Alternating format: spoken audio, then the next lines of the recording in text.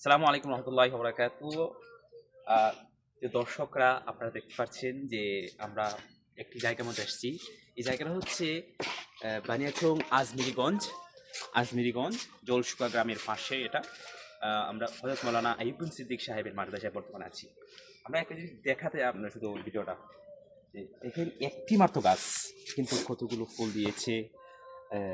লাল টকটকে গোলাপ, কাউকে গিফট করতে চান, উপহার দিতে চান, এগুলো দিয়ে কিন্তু আপনি দিতে পারেন। এখন যদি কাউকে প্রপোজ করতে চান, প্রপোজটা শেষ তো ভাই, প্রপোজটা শেষ হয়ে গেছে। প্রপোজ করতে চান তাহলে এগুলোর মধ্যে ব্যবহার করতে পারেন।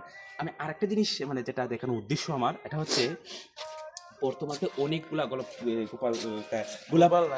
গোলাপ করে রয়েছে, কিন্তু দেখেন আর তো একটি ডালে 6টি 1 2 3 4 5 6টি ফুল। অবিশ্বাস্য না? অবিশ্বাস্য। তারপর যেটা দেখা যাচ্ছে আমরা দেখতেছি তে আমরা অবিশ্বাস্য কেমনে হইলো। আসলে এটা অবিশ্বাস্য, খুবই একটা আশ্চর্যান্বিত একটি বিষয়।